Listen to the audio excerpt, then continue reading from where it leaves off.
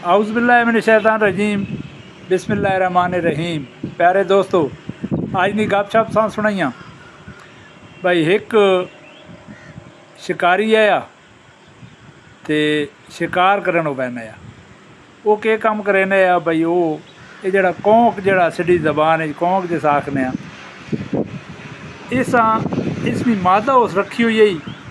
वो घिन के बहना आ जंगल वो मादा बहा देना आ ते नाल इसने क्या देना, ट्रैप ला देने आ, छोटे छोटे लागे सदे ने लागे ला देने आ।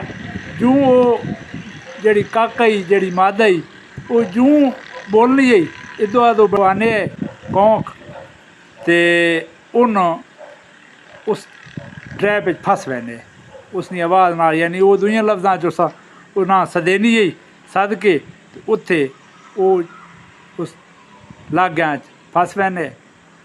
वो कुछ अरसे चलना रहा।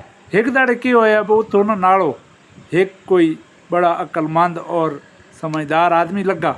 उस तक्का उसको 5-7 कौंक नप के उस आपने उसे झोले च पाए। तो वह आखना भाई यार जी काके ना जी मादा कौंक है ये तू असां चा दे। उस आखा भाई जी मैं तुसा की कुछ देव, मैडा इसना रिस्क वापस था। उन्हें आखा नहीं असां तू दे, मुँह मंगी कीमत के। उस भी लालच आया उस ना जी मुँह मंगी कीमत वो कक उस फिरोख्त कर दी। बंदे वो जूं अपने कब्जे च लई उस जेब चो छुरी कड्डी चाकू कड्डे उस जबा कर। बंदा बड़ा हैरान होया। उस आख यार गल ये भाई इतनी महंगी शह गिन के मैं खाने वास्ते तैं गिद्धी, तू मैडे को जड़े मैं 90 इन सस्ते तां मैं देवियां इन गिनया। उस आख जी ये गल नहीं, असां इस तो नहीं गिद्धी भाई, ये कोई बहुत ज़्यादा लजीज ये गद्दार है अपने जड़ी कौम है जड़ी नस्ल है उस ना ये गद्दारी कर रही है। उन्हें सदेनी तो तू इन्हें अपनी चालाकी ना नप गई ना, तो गद्दार नी सज़ा जड़ी है वो मौत है। जेड़ा भी अपने इलाके ना अपनी कौम ना गद्दारी करे उस जिंदा रहने ना कोई हक हासिल नहीं। लिहाजा इस तो मैं ऐसा इसते गुस्से ना ऐसा मैं ज़बह किया।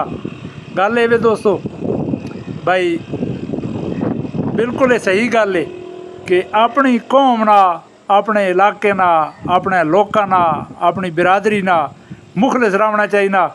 जेड़ा उन्होंने गद्दारी करे अपने चंद पैसे नहीं खातिर या किसी मफाद नहीं खातिर उस जिंदा रहने ना कोई हक नहीं। अल्लाह पाक सा खुश रखे। तो वीडियो अगर दिल लगे पसंद आवे तो लाइक एंड शेयर किया करो, अकाउंट फॉलो कर देता करो। ये थोड़ी तरफों असां अपनी मेहनत ना इनाम है।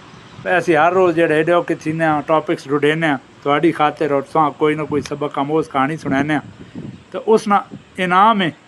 दोस्तों ना गुजारिश है कि अकाउंट फॉलो ज़रूर किया करो। तो बाकी जनाब कल इंशाअल्लाह ताला एक नवी गप ने नाल थोड़ी खिदमत हाजिर हो सा। उस वेले ताईं इजाज़त दो। अल्लाह हाफिज़। पाकिस्तान जिंदाबाद।